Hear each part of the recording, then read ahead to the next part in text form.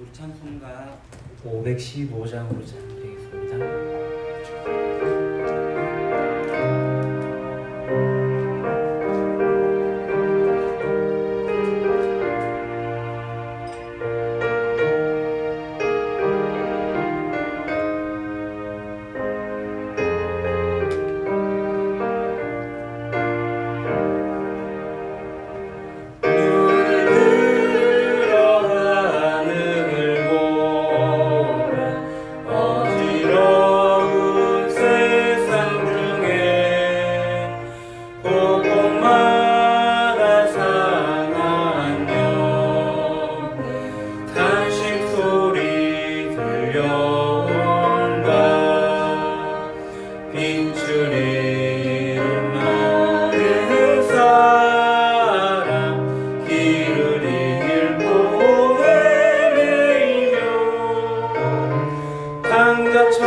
강자처럼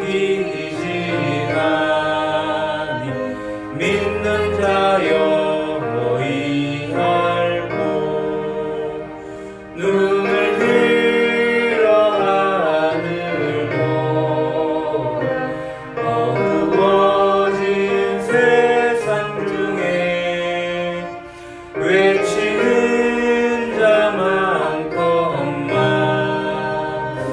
생명수는 말라서라 죄를 대속하신 주님 선한 일꾼 찾으시나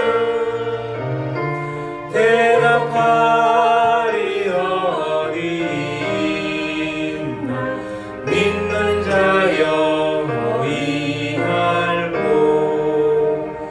눈을 들어 하늘 보라 살아계신 주 하나님 약한 자를 부르시어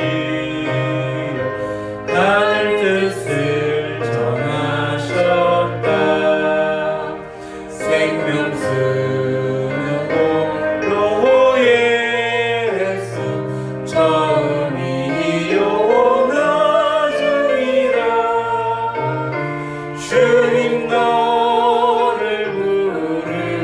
부르신다 믿는 자여 너희 알고 눈을 들어 하늘 보라 다시 사신 그리스도 만 백성을 사랑하사 오래 참고 기다리네 인내하신 우리 구주 그의 심판하시는 날 혹 가까이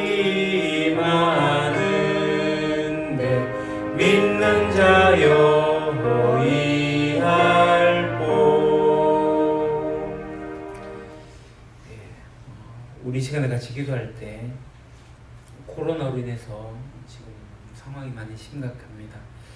이 나라 가운데 하나님 긍휼함을 보여주십시오. 특별히 바른 길을 가야 될 그리스도인들이 잘못 왜곡되어진 길로 걸어가고 있음을 안타까워하면서 저희들이 지금의 시대를 정말 하나님의 긍휼하심이 있기를 구하도록 하겠습니다. 갈수록 확진자가 늘어나고 또 수도권을 벗어나서 이제 지역, 지방까지 감염이 이어지고 있는 가운데 교회가 어떻게 써야 할 것인지 정말 가사의 내용과는 다르지만 믿는 자들이 어이할고 어떻게 해야 될 것인지 우리가 좀 생각하면서 묵상하면서 하나님의 뜻을 좀 발견할 수 있는 그런 시간이 되면 좋겠습니다. 하나님 이 시대를 긍휼히 여기십시오. 이 시대를 살아가고 있는 저희들의 모습들을 긍휼히 여기십시오. 하나님의 자녀들이 바르게 서게 해주십시오. 같이 한번 기도하도록 하겠습니다.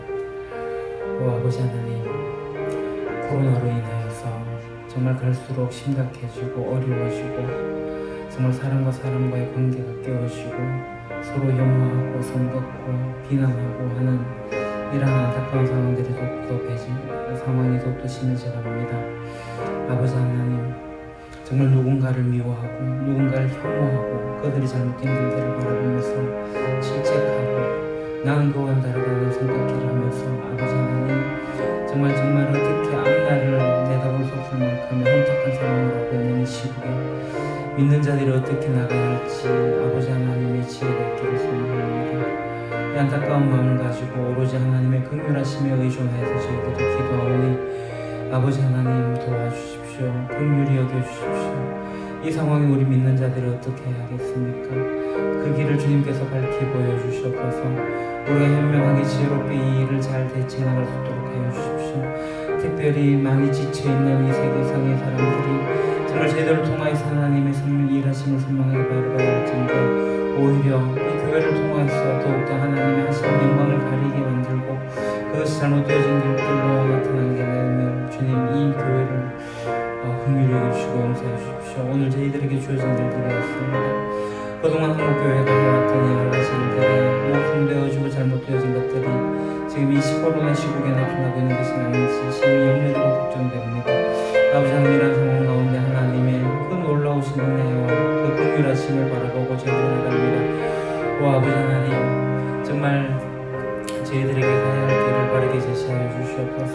이 안타까운 환경들에서 저희들이 어떻게 해야 할 것인지를 깨닫게 하게 해주십시오. 오 아버지 하나님, 오늘 말씀을 통하여서 이 유다를 향한 하나님의 그 마음, 심판과 회복하는 그 마음이 있을진데 아버지 하나님, 오늘 그 시국이 되어진지 모르겠습니다만 아버지 하나님, 진노 중이라도 긍휼하심을 잊지 마시고 아버지 하나님, 저희들을 불쌍히 여겨주시옵소서. 그래도 저희들이 깨어있게 하시고 준비되어지게 하시고 정말 하나님 뜻을 발견하게 하시옵소서. 정말 하나님께서 이루시고자 하는 그 놀라운 일들을 저희들을 통해서 이룰 수 있도록 저희들이 성령님께 민감하게 반응해 나갈 수 있도록 주님 이끌어주십시오.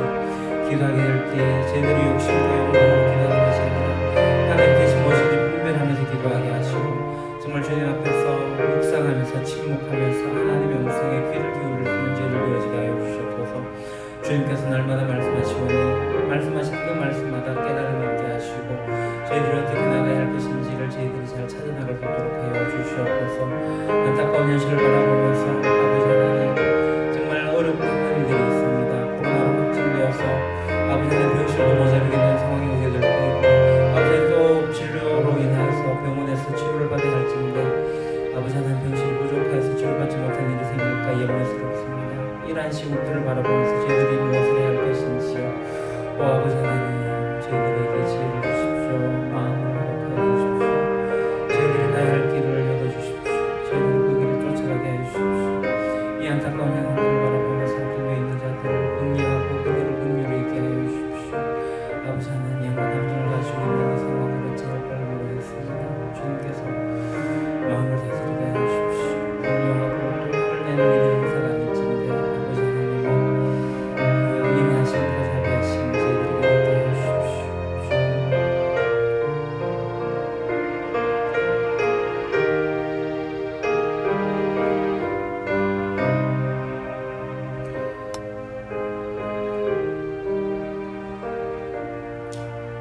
이 시간에 우리 한 번 더 기도하겠습니다. 어르신들을 위해서, 우리 성도님들의 부모님을 위해서 강건할 수 있도록 그 마음의 평강이 있도록 그 가정에 위로를 다해 주십시오. 한번 같이 기도하도록 하겠습니다. 아버지 하나님, 우리 어르신들을 위해서 기도합니다. 연로한 가운데 기력도 많이 약하고 또 여러 가지 질병으로 인하여 힘들어하고 고통 가운데 약으로 의존하여서 살아갈 때마다 하나님께서 능력을 다해 주시길 소망합니다. 힘을 다해 주시옵소서. 우리 어르신들을 지켜보는 가족들의 마음을 주님께서 위로하여 주시옵소서. 마음이 어렵고 이 무겁고 지친 이러한 날씨 속에서도 아버지 하나님의 놀라운 은혜로 말미암아 하루하루 살아낼 때마다 주님께서 능력을 다해 주시길 소망합니다. 아버지 하나님, 고통 가운데 눈물을 흘리고 아픔 가운데 힘들어하고 있는 우리 어르신들을 건강히 주님께서 지켜주시옵소서. 그 마음에 위로함을 다해 주시고 평강으로 이끌어 주시옵소서. 날마다 주어지는 삶을 감사함 있게 하시고 기쁨 있게 해 주시옵소서. 주님 오셔서 회복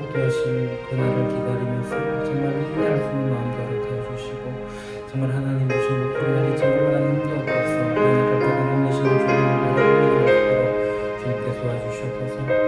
사랑하는 주신 부모님을 위해서 기도합니다.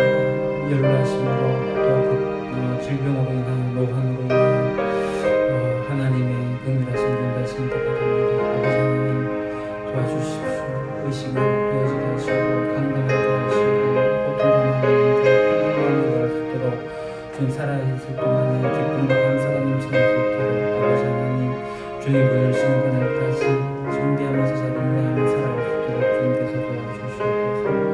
내려가신 우리 어른들을 주님께서 더욱더 힘있게 붙잡으시길 소원합니다.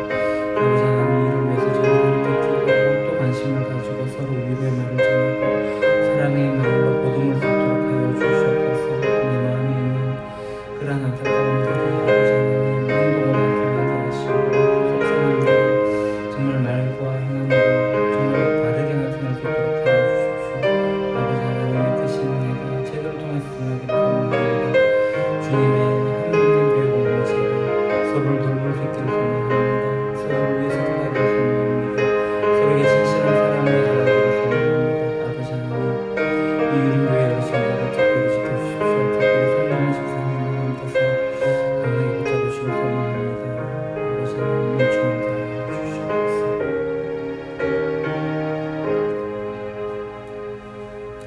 하나님 아버지 이 코로나 시국에 하나님의 긍휼하심을 기대합니다. 아버지 하나님 참 많이 힘듭니다. 최근에 발생한 수도권 지역의 여러 가지의 어려움들이 교회를 비롯하여서 시작되어졌음을 통감합니다. 아버지 하나님 한국교회가 바로 서서 정말 올바르게 가야 할진데 하나님의 뜻을 분별하지 못하고 또 그 마음을 잘 헤아리지도 못하고 정말 성경에서 말씀하고 있는 이웃사랑을 실천하지도 못하고 정말 세상의 풍조에 이끌려 흘러가고 있는 그런 모습들을 안타까워하면서 간구합니다. 이런 모습을 보면서 저희들이 더욱더 미워하고 분노하고 혐오스러워하는데 이런 마음도 주님께서 긍휼히 여겨주시고 이런 마음조차도 회개하며 나가오니 아버지 하나님 긍휼히 여겨주시옵소서. 둘이 갈라진 것 하나 되게 하시는 하나님의 놀라운 은혜가 있음을 저희들이 압니다. 한국교회가 진영 논리에 의해서 살아가지 않도록 하시고 정말 하나 되게 하시는 하나님 그 은혜 가운데 살아갈 수 있도록 주님께 도와주시옵소서. 또 코로나로 인해서 많이 어렵고 힘들어하는 국민들의 마음은 한국교회가 잘 알고 거기에서 잘 처신하게 할 수 있도록 주님께서 지혜를 허락하여 주시옵소서. 물론 많은 교회가 그 일을 잘 감당하고 있는 줄 압니다. 그러나 아버지 하나님 빛과 소금 되는 역할을 저희들이 감당하는데 정말 많은 사람들이 저희들의 모습을 보고 하나님께 영광을 돌릴 수 있도록 이끌어 주시옵소서. 이 안타까운 시국에 하나님의 긍휼하심만을 간절히 구합니다. 그리고 아버지 하나님 어르신들을 위해서 기도합니다. 연로하셔서 기력이 없고 또 병환으로 많이 힘들어하고 있는 우리 어르신들 주님께서 강권하여 주시옵소서. 능력을 다해 주십시오. 새 힘을 다해 주시옵소서. 고통이 감해지게 해 주십시오. 정말 마음에 어렵고 힘들어서 정말 누군가를 미워하고 또 상처 주는 말을 하고 하는 일들이 없게 하시고 정말 주어진 것에 대해서 오히려 감사하고 또 그것에 기뻐할 수 있도록 하여 주십시오. 하나님의 그 성령의 평강이 있기를 간절히 소망합니다. 우리 어르신들을 보는 가족들 위해서 함께 해주십시오. 마음이 참 많이 어렵고 힘들고 무거울 때마다 주님의 유로하심이 있기를 소망합니다. 아버지 하나님 주님께서 임하시는 그날 완전히 회복되어지는 날 저희들이 기쁨 가운데 다시 만나게 될 것을 기대하면서 정말 주어진 지금의 삶에 충실하게 하시고 정말 주님께서 주신 사랑으로 서로를 돌보며 살아갈 수 있는 저희들 되어지게 해주시옵소서. 기도도 하되 정말 진실한 사랑의 말로 위로도 하고 격려도 하고 응원도 하면서 사랑을 실천할 수 있는 저희들 되어지게 하여 주시옵소서. 예수님 이름으로 기도합니다. 아멘. 오늘 말씀 이사야 26장 1절에서 27장 1절까지 말씀입니다. 이사야서 26장 1절에서 27장 1절까지 말씀.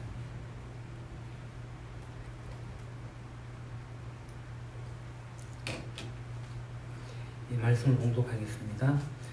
그날의 유다 땅에서 이 노래를 부르리라. 우리에게 견고한 성읍이 있으며 여호와께서 구원을 성벽과 외벽으로 삼으시리로다. 너희는 문들을 열고 신의를 지키는 의로운 나라가 들어오게 할지어다. 주께서 심지가 견고한 자를 평강하도록 지키시리니 이는 그가 주를 신뢰함이니이다. 너희는 여호와를 영원히 신뢰하라. 주 여호와는 영원한 반석이시니로다. 높은 데에 거주하는 자를 낮추시며 솟은 성을 헐어 땅에 엎으시되 진토에 미치게 하셨도다. 발이 그것을 밟으리니 곧 빈궁한 자의 발과 곰핍한 자의 걸음이로다. 의인의 길은 정직하며 정직한 신주께서 의인의 첩경을 평탄하게 하시도다. 여호와께서 주께서 심판하시는 길에서 우리가 주를 기다려 싸우며 주의 이름을 위하여 또 주를 기억하려고 우리 영혼이 사모하나이다. 밤에 내 영혼이 주를 사모하였은즉 내 중심이 주를 간절히 구하오리니 이는 주께서 땅에서 심판하시는 때에 세계의 거민이 의를 배움이니이다. 악인은 은총을 입을지라도 의를 배우지 아니하며 정직한 자의 땅에서 불의를 행하고 여호와의 위엄을 돌아보지 아니하는도다. 여호와여 주의 손이 높이 들릴지라도 그들이 보지 아니하오나 백성을 위하시는 주의 열성을 보면 부끄러워할 것이라. 불이 주의 대적들을 사르리이다. 여호와여 주께서 우리를 위하여 평강을 베푸시오리니 주께서 우리의 모든 일도 우리를 위하여 이루시니이다. 여호와 우리 하나님이시여 주 외에 다른 주들이 우리를 관할하여사오나 우리는 주만 의지하고 주의 이름을 부르리이다. 그들은 죽었은즉 다시 살지 못하겠고 사망하였은즉 일어나지 못할 것이니 이는 주께서 벌하여 그들을 멸하사 그들의 모든 기억을 없이 하셨음이니이다. 여호와여 주께서 이 나라를 더 크게 하셨고 이 나라를 더 크게 하셨나이다. 스스로 영광을 얻으시고 이 땅의 모든 경계를 확장하셨나이다. 여호와여 그들이 환난 중에 주를 앙모하여 싸우며 주의 징벌이 그들에게 임할 때에 그들이 간절히 주께 기도하였나이다. 여호와여 잉태한 여인이 상기가 임박하여 상고를 겪으며 부르짖음같이 우리가 주 앞에서 그와 같으니이다. 우리가 잉태하고 상고를 당하였을지라도 바람을 낳은 것 같아서 땅에 구원을 베풀지 못하였고 세계의 거민을 출산하지 못하였나이다. 주의 죽은 자들은 살아나고 그들의 시체들은 일어나리이다. 뒷걸에 누운 자들아 너희는 깨어 노래하라. 주의 이슬은 빛난 이슬이니 땅이 죽은 자들을 내놓으리로다. 내 백성아 갈지어다. 내 멸실에 들어가서 내 문을 닫고 분노가 지나기까지 잠깐 숨을 지어다. 보라 여호와께서 그의 처소에서 나오사 땅이 거민의 죄악을 벌하실 것이라. 땅이 그 위에 자였던 피를 드러내고 그 살해당한 자를 다시는 덮지 아니하리라. 그날에 여호와께서 그의 견고하고 크고 강한 칼로 날랜 뱀 리오야단 곧 꼬불꼬불한 뱀 리오야단을 벌하시며 바다에 있는 용을 죽이시리라. 아멘. 예, 우리가 읽고 있는 이사야 어렵죠. 이사야는 이렇게 나눠집니다. 1장부터 12장까지는 하나님의 선민이라고 일컬어지는 그 유다, 하나님을 배반해서 유다를 향한 심판이 나오고요. 그리고 그것을 다시 하나님께서 회복하는 예언을 다루고 있습니다. 그리고 13장부터 23장까지는 유다와 주변의 나라, 열대 열방들에 대한 심판의 예언을 다루고 있고요. 그리고 24장에서 27장까지는 이사야서에 나오는 소묵시록이라고 합니다. 여기에 이제 여호와의 종말론적인 그런 심판과 그리고 메시아 왕국의 승리에 대한 선포의 내용이 나와 있습니다. 예, 우리가 이 13장에서 23장까지에 보게 되면 하나님께서 공의로운 심판을 하게 됩니다. 그래서 이 24장부터 27장까지 소묵시록이 해지는 곳에 여호와의 종말론적인 심판이 나오게 되는데 역사가 최종으로 종결되는 그날에 세상에 속한 모든 사람들이 바로 13장에서 23장에서 언급된 공의의 심판처럼 동일하게 완전하게 적용될 것을 보여줍니다. 그리고 이 24장에서 27장까지는 심판을 받은 자들의 모습, 그 굉장히 비참함과 그리고 영광스러운 메시아 왕국의 모습들을 극명하게 대조시킴으로써 굉장히 인상적으로 묘사를 하고 있습니다. 우리가 23장까지 이제 남유다 그리고 주변의 나라들, 이제 서아시아 지역의 많은 나라들에 대한 심판을 하나님께서 말씀을 하셨는데요. 그 결론으로서 이제 24장으로 넘어오게 됩니다. 24장에 보게 되면 이제 어느 나라도 온 세상을 경영하신 하나님의 그 심판을 피할 나라들이 없다, 예외가 없다. 그렇게 하죠. 24장 1절에서 3절 페이지 넘겨주시죠. 보라 여호와께서 땅을 공허하게 하시며 황폐하게 하시며 지면을 뒤집으시고 그 주민을 흩으시리니 백성과 제사장이 같을 것이며 종과 상전이 같을 것이며 여종과 여주인이 같을 것이며 사는 자와 파는 자가 같을 것이며 빌려주는 자와 빌리는 자와 같을 것이며 이자를 받는 자와 이자를 내는 자가 같을 것이라. 땅이 온전히 공허하게 되고 온전히 황무하게 되리라. 여호와께서 이 말씀을 하셨느니라. 그러니까 이 세상의 어느 누구에게는 이 말 최후의 심판입니다. 그러니까 하나님께서 심판을 하시는데 그것은 왜냐하면 하나님과의 언약을 파기했기 때문이죠. 24장 5절입니다. 땅이 또한 그 주민 아래에서 더럽게 되었으니 이는 그들이 율법을 범하며 율례를 어기며 영원한 언약을 깨뜨렸습니다. 그러니까 하나님의 언약을 깨뜨렸습니다. 그렇지만 이 심판 후에도 이제 하나님께서 남은 자들이 있을 거라고 하는데요. 24장 13절. 세계 민족 중에 이러한 일이 있으리니 곧 감람나무를 흔든 같고 포도를 거둔 후에 그 남은 것을 주음 같을 것이니라. 그러니까 남은 자들이 있을 것임을 또 이야기하십니다. 그리고 하나님께 이 구원받은 남은 자들이 어디에서? 땅끝에서 하나님을 찬양할 겁니다. 24장 16절. 땅끝에서부터 노래하는 소리가 우리에게 들리기를 의로우신 이에게 영광을 돌리세하도다. 그러나 난 이르기를 나는 쇠잔하였고 난 쇠잔하였으니 내게 화가 있도다. 배신자들을 배신하고 배신자들이 크게 배신하였도다. 하나님을 찬양하고 그리고 최후의 심판 때에 악인들이 모두 멸망하게 됩니다. 20절. 땅이 취한 자같이 비틀비틀하며 원두막같이 흔들리며 그 위에 주약이 중함으로 떨어져서 다시는 일어나지 못하리라. 사람들은 이 땅을 터전으로 문명을 발전시켜 왔죠.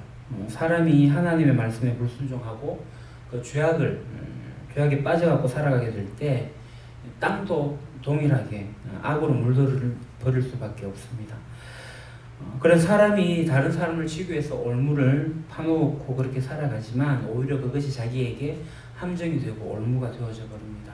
왜냐하면 땅은 고스란히 그 모든 것을 품고 있기 때문에 그렇습니다. 오늘날의 시대도 환경의 문제가 결국은 인간이 만들어 놓은 것으로 인해서 벌어지는 재앙이 아닌가 그렇게 봐집니다. 다시 말해서 이 땅은 사람들의 행위를 고스란히 가지고 있고 그대로 돌려주게 되는 거죠. 이 땅에서는 거짓 위세가 있고 거짓 위선만이 가득할 뿐입니다. 하나님의 심판이 사람에게 임하게 될 때 이 땅도 온전할 수 없게 되고 땅이 황폐하게 될 때는 사람 또한 완전하게 될 수가 없죠. 24장 23절에 그때에 달이 수치를 당하고 해가 부끄러워하리니 이는 만군의 여호와께서 시온산과 예루살렘에서 왕이 되시고 그 장로들 앞에서 영광을 나타내실 것이니라. 최후의 심판 후에 만왕의 왕이 되신 하나님께서 영원히 영광을 받으실 것입니다. 지금 이사야가 있는 이때가 기원전 8세기입니다. 여러 나라들을 이사야가 심판에 대한 예언을 하게 되고요. 그 다음에 이제 하나님을 찬양합니다. 25장 1절.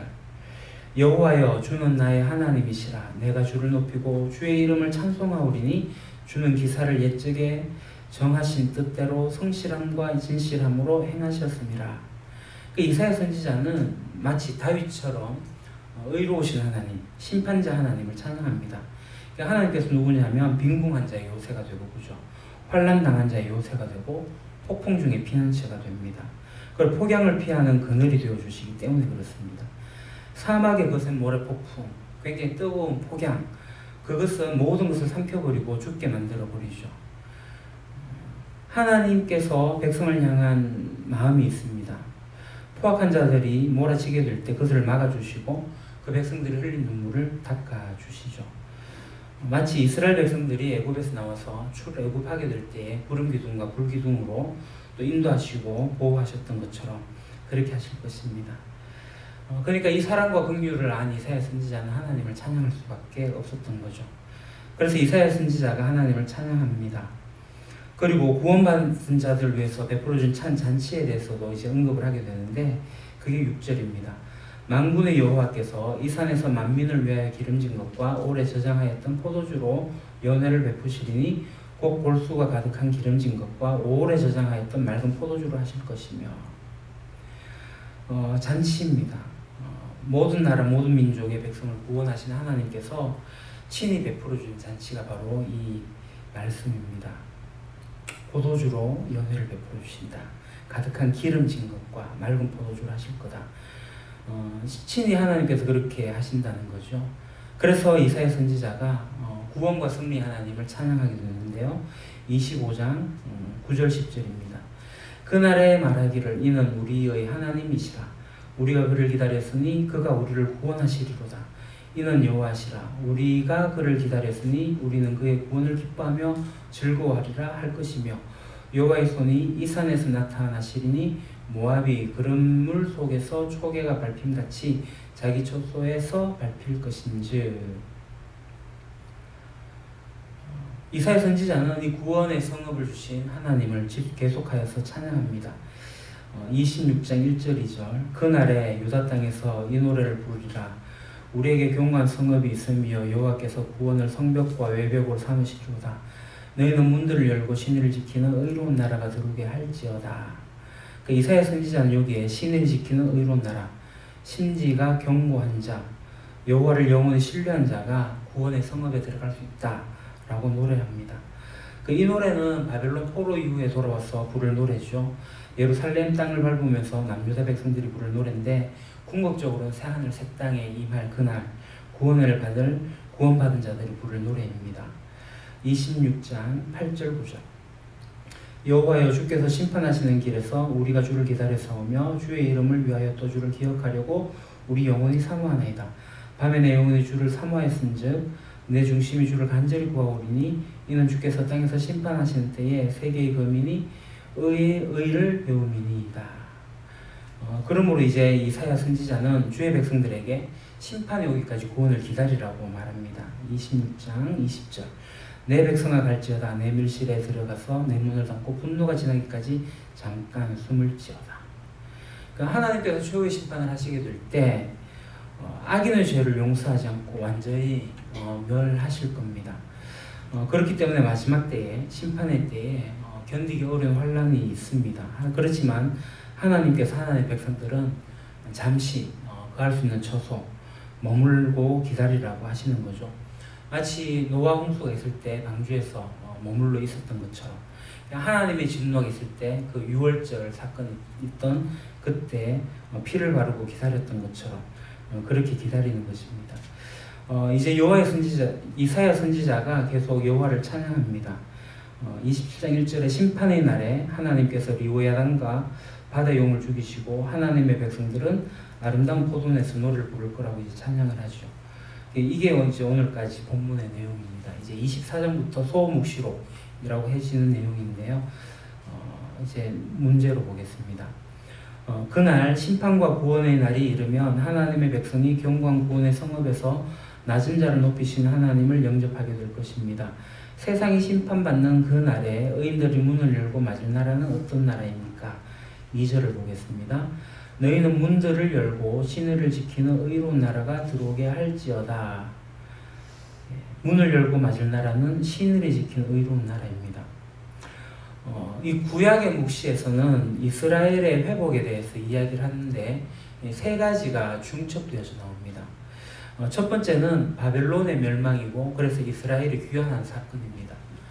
그리고 두 번째 회복은 예수님의 초림이고요. 세 번째 회복은 예수님의 재림입니다.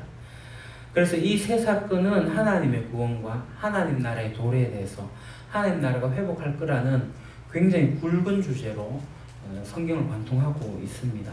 그러니까 여기에 나오는 신의를 지키는 의로운 나라에 이제 서광이 비친다고 하는데 그것은 뭐냐면 바벨론이 이제 다 멸망할 거고 그들이 포로에서 다시 돌아오게 되는 이스라엘의 귀환을 이야기하는 거고요.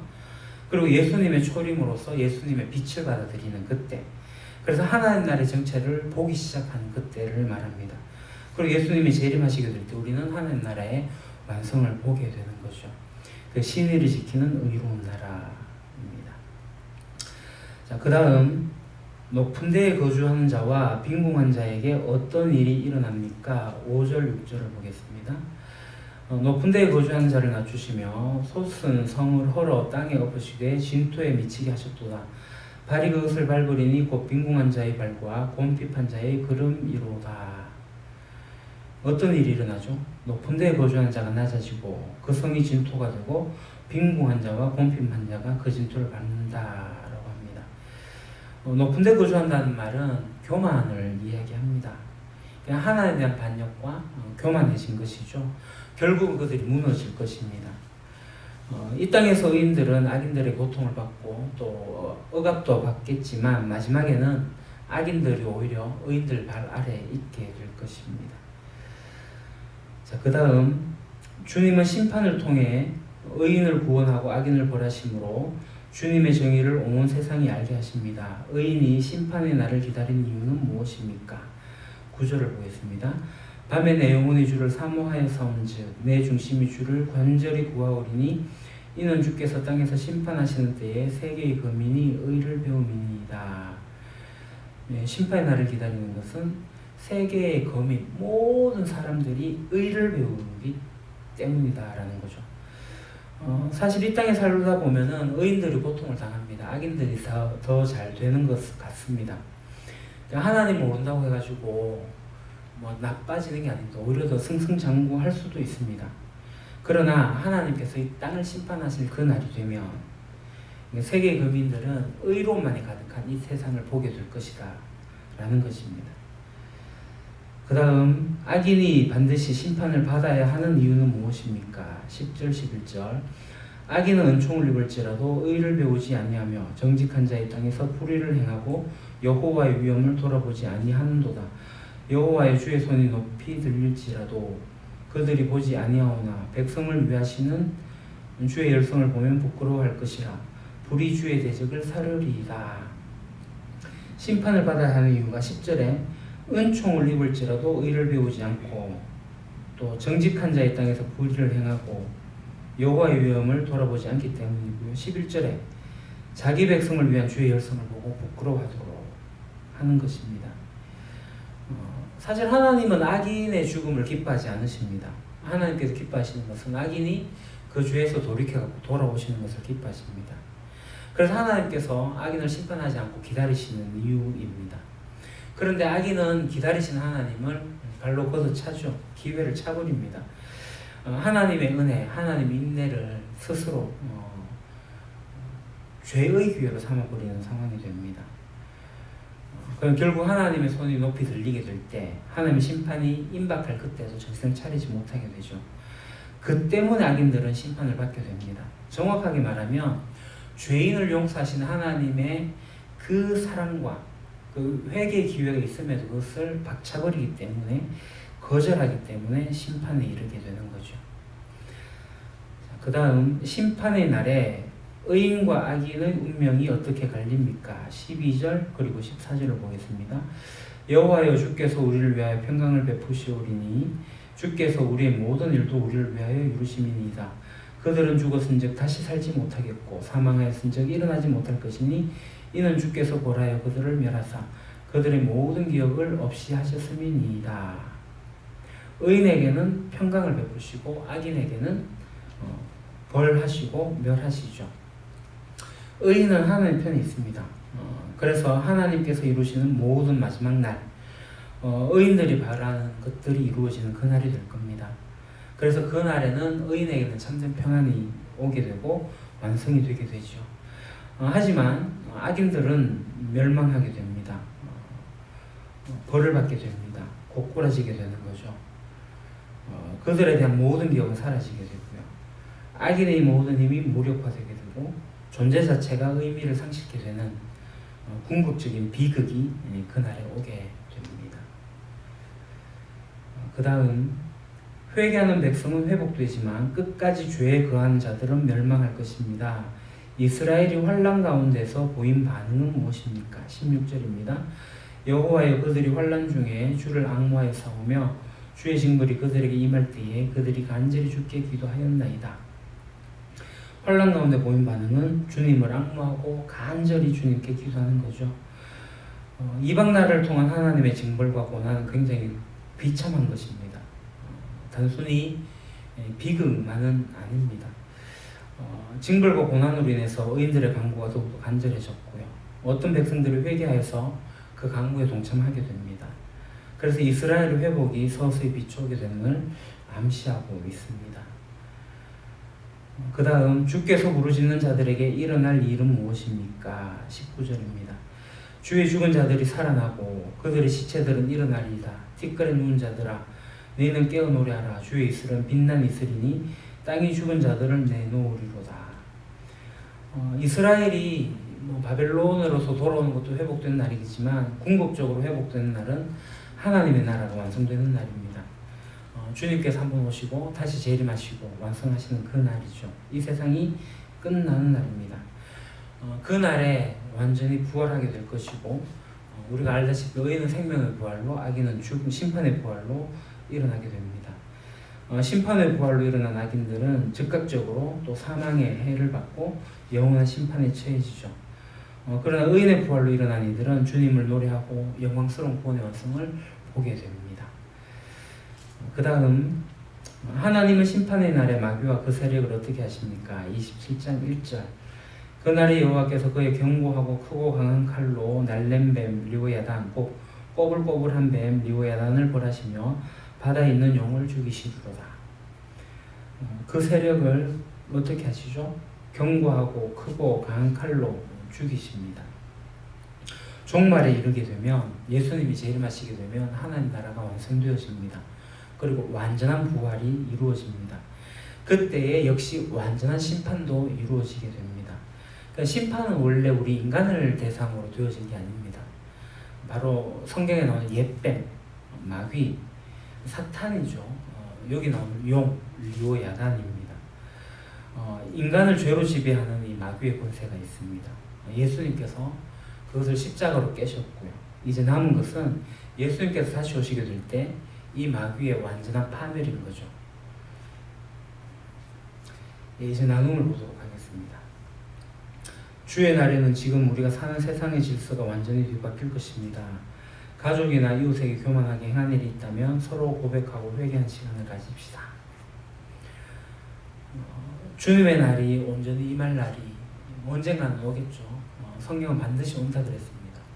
지금 이 시대적 상황을 보게 되면 정말 머지않은 것 같다라는 생각이 듭니다. 그렇게 주님이 임하시는 그날을 바라보게 되면 지금 이 세상의 질서가 완전히 뒤바뀌게 될 겁니다. 내가 힘이 있다고, 내가 능력이 있다고, 내가 가진 것이 있다고 교만하게 특별히 행한 일이 없다 하더라도 업신여기거나 또 이렇게 무시하거나 또 하는 일이 있다는 것들은 우리가 하나님의 주권을 인정하지 못한 일들이죠. 그러한 일이 있다면 잘못했다라는 이야기도 하고 또 용서도 구하고 그렇게 살아가면 좋겠습니다. 그리고 하나님 앞에서 철저하게 회개해서 이제는 그런 일이 일어나지 않도록 우리가 또 살아가야 될 것 같습니다. 가족 간에는 괜찮을 것 같아요. 이제 주변 사람들, 친척들 그런 것 같습니다.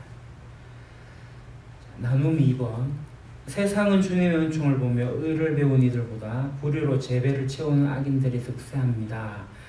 때로는 그리스도인들 중에도 신을 잊어버리고 은혜를 방종의 기회로 삼는 이들이 있습니다. 내 안에도 이런 악인의 행습이 있다면 서로 고백하고 돌이킵시다.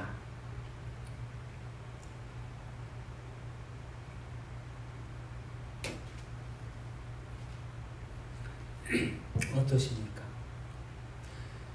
그리스도인들이라는 이름을 가지고 있지만 우리가 하나님의 은혜를 자유롭게 사용을 하는데 방종이 될 때가 있습니다.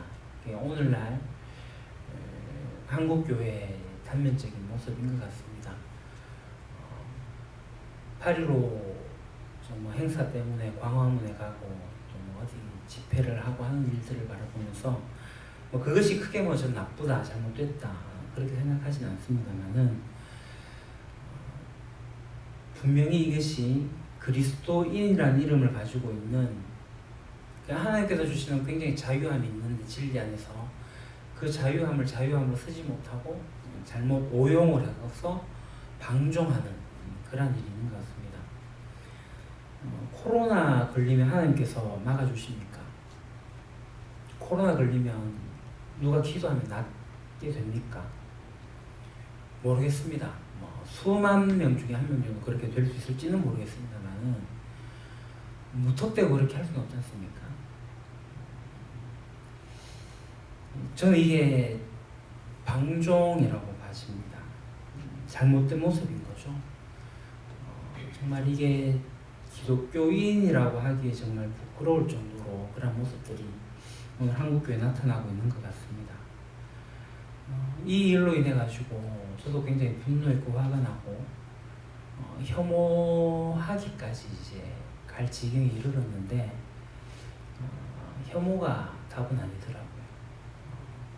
정말 밉습니다. 그들로 인해 가지고 일어나는 여러 가지 문제들.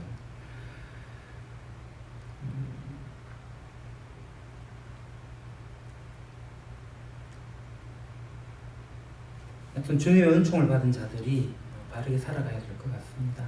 나눔 2번하고 조금 내용이 다르긴 하지만 제 생각이 그럽니다. 그 나눔을 할 때 이야기는 제 개인적인 소견입니다. 그 목사로서 어떤 위치에서 말씀을 전하는 게 아니라 그냥 인간 최준적인 내가 느끼기에 이렇다는 걸 전하는 겁니다. 그러니까 나눔 1, 2, 3번에 대해서 부연 설명하는 거는 목사님이 저런 게 아니라 물론 그것도 그렇게 봐주셔도 되겠지만 일단 그냥 한 성도로서 크리스찬으로서 가지는 감정에 대한 이야기지 지금 나눔을 할 수 없어가지고 제가 일방적으로 이야기를 하는 건데요. 너무 복해해서 쓰지는 말아주시면 좋겠습니다. 네. 혹시 뭐 의견이 여기에 대해서 반론이 있으시면 언제든지 하셔도 괜찮습니다. 저는 그렇게 생각하지 않아요. 괜찮습니다. 나눔할 때는 그 의견을 존중합니다. 그러니까 제가 성경에 대한 내용을 풀이하거나 거기에 대한 의미를 설명하게 될 때는 목사로서 공부한 것을 가지고 제가 이제 강단에서 이야기하는 거고 설교처럼 제가 이제 하는 거지만 나눔은 그렇지 않다는 것만 좀 봐주시면 되겠습니다. 나눔 3번으로 갈게요.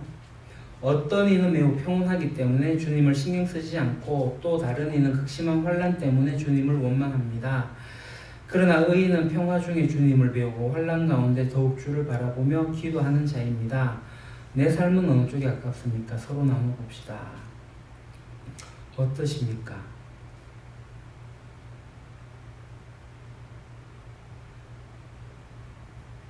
주님을 원망한 적 있으십니까? 저는 있습니다. 청년회 때도 그랬고요. 목회를 시작하면서도 그런 적도 있습니다. 하나님, 이건 아니잖아요. 이렇게 대들진 않았지만 제 생각은 아닌데 어떻게 이런 일이 일어났느냐. 하나님을 원망한 적도 있습니다. 그게 이제 내가 어렵고 힘들 때 생기는 일이죠. 어떻게 내 이런 일이 지금은 그런 일이 잘 없습니다만은 여러분 어떠십니까?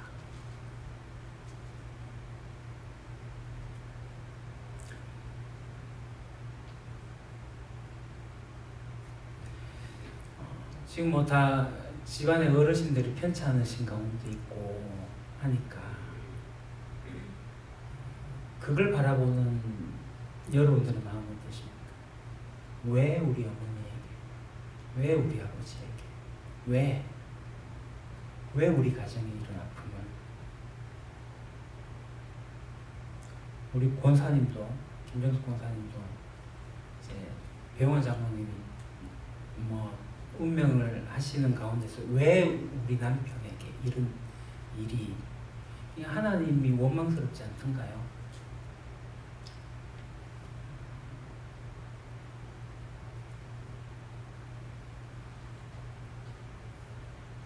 실제 우리 찾는 이들 중에 제가 이제 만나서 이야기하다 보면 고통에 대한 이야기를 나누게 될 때 하나님을 이루신 분이시라면서 왜 나에게 이런 고통을 주냐 그런 이야기를 참 많이 물어봅니다. 물론 우리가 풍선초라면서 그 답을 나중에 이제 이야기를 하긴 하지만 그 환난 가운데서 우리가 참으로 평화로울 수가 있을까? 저는 평화로울 수 있다고 봐집니다. 제가 지금 그러하니까요. 예전엔 그렇지 못했지만 받아들이게 되는 거죠. 그 제가 이제 기독교 교육을 공부하면서 4학년 때 이제 어떤 공부를 했냐면 죽음에 대한 교육을 공부를 했습니다. 노인들을 잘 죽게 하자. 죽음을 잘 받아들일 수 있도록. 그래서 기독교 교육을 어떻게 해야 할 것인가. 이제 호스피스하고는 좀 다릅니다만은 기독교 교육적으로 우리 교회에 있는 노년부의 어르신들을 그 주님이 오시는 그날에 대해서 받아들이는 것들에서나 그렇게 공부한 적이 있습니다. 그건 이제 일반적인 공부를 그렇게 했다가 제가 이제 나중에 부활에 대해서 다시 묵상하면서 그 부활이 죽음이 끝이 아닌 새로운 곳으로 가는 관문이기 때문에 부활의 신앙을 가지게 된다면, 그래서 영원한 하나님 나라를 우리가 바라볼 수만 있다면 이 죽음을 담담하게 받아들일 수 있겠구나 라는 생각이 들더라고요. 그래서 이것이 사실은 우리들에게 필요하죠. 그래서 저는 사람들이 뭐라고 하든 간에 지금 죽어도 저는 저 자신은 괜찮습니다. 우리 가족이 힘들어질 수는 있겠지만. 그래서 바울이 고백했던 그 고백이 저는 이해가 됩니다. 그렇지만 부득불 내가 지금 몸을 입고 이 땅에 있는 것은 하나님께서 맡겨진 사명이기 때문에 그 일을 다 하다가 주님이 부르실 그날에 아멘 하고 갈 수가 있는 거죠. 이 세상 가운데서 굳이 오래 살고 그럴 건 아니라고 봐집니다. 이제 죽음에 대한 교육을 하게 되는데요. 지금 이제 그 우리 교회 이제 손진호 집사님 진단 결과가 내일 되면 나오겠지만 경주에서 암사기라고 왔습니다. 그까지 가진 않을 거다. 한 달 하고 갔거든요. 곧 죽음이 옵니다. 부산에 가서 한 3기다 하더라도 지금 곧 죽음을 앞두고 있는 그 연세도 연세이니만큼 그 죽음을 봐야 됩니다. 죄송하지만 우리 강 집사님도 90이 넘으셨고 저희 장인어른도 지금 생사를 왔다 갔다 하는 건 아니지만 기약을 알 수 없는, 이게 한 달이 갈지 1년이 갈지는 모르겠습니다만 곧 조만간 일어날 일들입니다. 고건사님 마찬가지고 이성우 장로님 마찬가지고 어르신들이 지금 다 일하는 상황이 있습니다. 그러니까 우리가 마음가짐을 어떻게 해야 할 것인가가 먼저 굉장히 중요한 거고, 그분들이, 그러니까 어르신들이 하나님 나라를 어떻게 받아들일 것인지도 굉장히 중요합니다. 그래서 제가 이제 손 집사님은 지난 주 금요일에 이제 신방하고 가서 하나님 나라 이야기를 하고 왔습니다. 잘 이해는 하지 못하시지만 천국에 대한 소망을 가지시라고. 제가 죽음을 이야기할 수 없기 때문에 그냥 보편적인 하나님 나라를 이야기하고 왔습니다. 그것이 사실은 우리에게 주어져야 되고요. 그래서 우리가 요단강 건너서 다시 기쁘게 만날 날이 있지 않습니까? 그런 것들 우리가 좀 생각해야 될 것 같아요. 이게 딴 얘기로 넘어왔습니다. 그럴 때 우리가 여기에 기록된 거잖아요. 주님을 더 배워야 되고 또 이 어려운 가운데서 주님을 바라보고 기도한 자들이 결국 우리입니다. 그렇게 기도합시다. 사실 제가 저희 장인어른이 어떤 상황인지 아시는 분 아시겠지만 제가 아내한테는 절대로 얘기를 하지 않습니다. 생각하면 할수록 그 자식된 마음이 계속 마음이 아프니까. 그래서 사위된 저하고 딸된 아내하고는 아버지 생각하는 게 진짜 천지차라고 생각을 해요. 제가 조금이라도 언급을 하지 않는 이유는 무심해서가 아니라 끊을 때마다 힘들어질까 봐. 그러나 우리가 기도하면서 또 주님의 나라에서 또 만날 거니까 그래요. 저는 계속 기도하는 게 살려달라 기도는 은혜가 있다면 하나님 해주십시오 하지만 어떤 곳이 가면 우리 제일 편에 우리 장로님 가는 그날까지 아픈 데가 있냐 그럼 절대 아픈 데 없다고 그랬어요. 네. 절대 아픈 데 없다고 그러고 뭐가 제일 보여야 되는지 장로님 상주 못하고 자식들이 결혼 모시고 간 것도 그 마음에 걸리지 그냥 이래라 아무 후회도 없다 그러더라고요. 그래가지고 자기가 평소에 잘못한 사람 참 마음에 걸린 사람 불러달라니까 불러주니까 그 사람이 와가 이제 볼 때요. 네가 저 그만하면 죽구나는 그런 식으로 다 들받아 보고 가까이 안 가고 손 한 번 안 잡아주고 나 그 불행 후회가 너무너무 지금도 가슴 아파 못 가네. 자기는 참 내가 정말 잘못했던 거 싶은 그런 마음이 있어가 불렸는데 지금 멋지서가 네가 그만한 가거라 살 때 누가 잘하고 싶은 마음이 있지만 이게 때로는 감정이 되고 그럴 때도 있잖아요. 그러니 제가 불난 일이 오늘날까지도 그걸 제가 왜 불났나 싶은 후회한 거. 그 권사님 지금 마음 어떠십니까? 지금도 제가 와야 불러둘라 한다고 왜 불렀던 거 싶은 그 마음이 있어요. 가는 마음에 풀고 가고 싶어가 가까이서 참 말이라도 한마디 해보고 싶은데 말 한마디도 없이 그렇게 불가다만 보고 기도도 아무나 안 해주고 그렇다고. 그때 장로님 어떠셨어요? 그래 돌아가는데 한 3일 만에 가는데 집에 있어서 나갈 때는 전체가 부어가지고 제가 할 수 있어요. 제 손으로 우리 집에서 하려고 했어요. 병원에서 맞으면 안 된다 그러더라고요. 그래 호스피스 병동을 정해서가 그리로 갔는데 내가 우리가 다 나면 돌아오면 된다고 벌써 호스피스 가면 나는 죽는다는 걸 알고 가기 때문에 그게 말로서는 안 되더라고요. 차라리 손집사님처럼 아무것도 모르면은 병원에 가서 고쳐온다는 그 희망이지. 우리 사모님 벌써 호스피스 가면 어떡하는 다 알고 갔잖아요. 그러니까 그 장로님은 거기에 대한 마음을 푸시고 가셨는가요? 모르지요. 모르죠. 모르죠. 권사님은 어떠십니까? 마음이 지금은 원망스러우세요 아직까지? 많이 속상하시고 그렇게 할 필요가 있는가 싶은 그런 마음이 있어요. 지금도 아직 그 좀 속상하시고 원망스럽고 그러시네, 그죠? 부모님도 안 비워주시고 그렇게 보시고 그분이 누군지 모르겠지만 그분에게 권사님의 지금의 마음을 전달할 수 있으면 하시면 좋겠어요.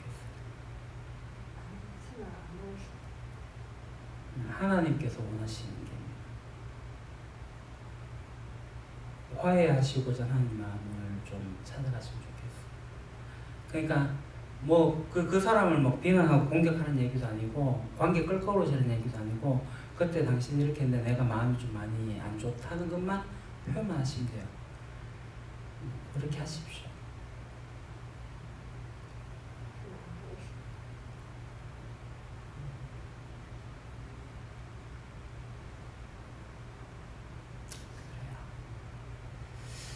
하나님이 원하시는 게 뭔지 한번 잘 묵상하시면 좋겠고요.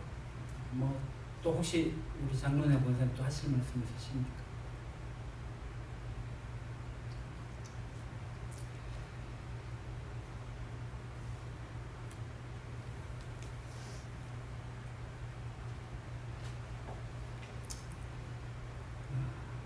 여기 적혀 있는 대로 우리가 의롭게 된 자이기 때문에 주님을 더 배워야 되는 거고 주님을 바라보면서 기도합니다. 우리가 기도를 하면서 하나님 뜻을 또 배워야 됩니다. 제가 잘은 모르겠어요. 회복을 위해서 기도하는 것도 맞고 또 죽음을 준비하는 것도 맞고 그럽니다. 우리가 마음이 잘 정리될 수 있도록 저도 되게 낯설어요. 어색하고 뭐 어떻게 해야 될지도 저도 잘 모르겠어요. 그냥 하나님께 마음만 그냥 계속 토해내고 있습니다. 하나님의 위로가 우리에게 있기를 우리 같이 한번 기도하겠는데요. 삶을 위해서 환난 가운데 주를 낭만하며 살아가게 해주십시오. 그리고 공동체를 위해서 은혜 가운데 주의 도를 배우고 의의 길, 승리의 길을 걷는 믿음의 공동체 되게 해주십시오. 같이 한번 기도하고 주님과 주신 기도를 마치겠습니다. 하나님, 일상 가운데 참 많이 힘듭니다. 어렵고 괴롭고 아프고 나로 인해서도 그렇지만 가족의 아픔으로 인해서 또 힘들어합니다.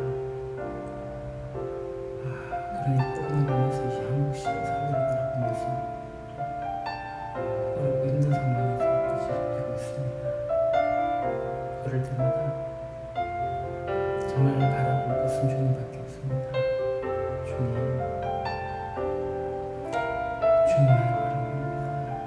위에 계십니다.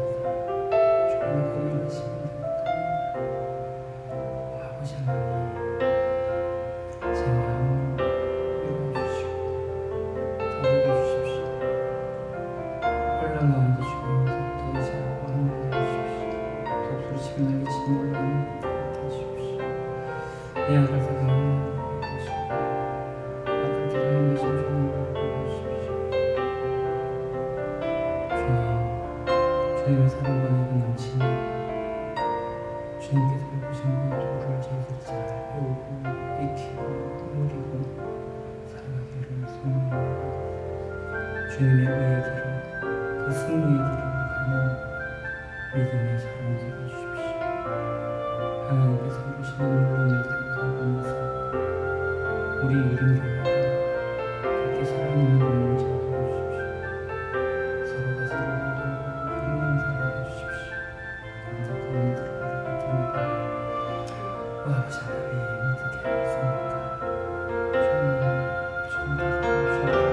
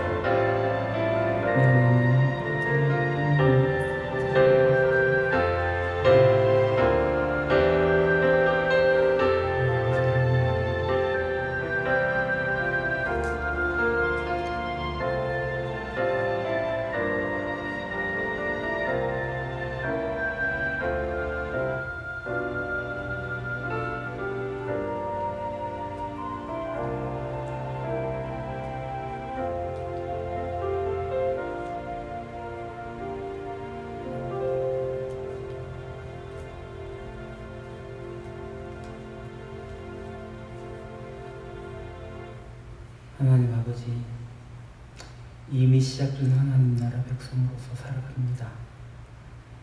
주님 오시는 그날, 완전히 회복되어지는 그날을 저희들이 기대하며 살아갑니다. 그러나 이 세상에서 저희들이 살아가게 될 때 하나님의 뜻을 찾고 하나님의 뜻을 분별하면서 살아가는 것이 아니라 이 세상의 가치로 그리스도 밖에 있었던 과거의 못난 모습으로 살아가는 경우도 있습니다. 저희들의 이러한 모습을 긍휼히 여기시고 다시금 예수 그리스도 안에 있는 나를 묵상하고 하나님과 나의 관계를 발전시켜 나가며 하나님 기뻐하시고 하나님이 이끄시는 대로 저희들이 살아갈 수 있도록 주님 그렇게 한 걸음 한 걸음 걸어갈 수 있도록 저희들을 이끌어 주십시오. 아버지 하나님, 때로는 저희들에게 주어진 혼란으로 인해서 주님을 원망한 적도 있긴 했지만 그럼에도 하나님의 그 뜻을 저희들이 분별하면서 살아가고자 합니다. 혼란 가운데서도 주님을 바라보고 주님을 의지하고 살아가게 하십시오. 은혜 가운데서 주님의 도를 배우게 하시고 또 의의 길, 승리의 길을 걸어가는 저희들 되어지게 하여 주십시오. 우리 유림교회가 하나님의 나라를 선명하게 바라보고 그것을 이 땅 가운데 선명하게 드러낼 수 있도록 이끌어 주십시오. 다시금 강조하며 기도하옵기는 어르신들을 주님께서 이끌어 주시옵소서. 예수님 이름으로 기도합니다. 아멘. 하늘에 계신 우리 아버지, 아버지의 이름을 거룩하게 하시며 아버지의 나라가 오게 하시며 아버지의 뜻이 하늘에서와 같이 땅에서도 이루어지게 하소서. 오늘 우리에게 일용할 양식을 주시고 우리가 우리에게 잘못한 사람을 용서해 준 것 같이 우리 죄를 용서해 주시고 우리를 시험에 빠지지 않게 하시고 악에서 구하소서. 나라와 권능과 영광이 영원히 아버지 것입니다. 아멘.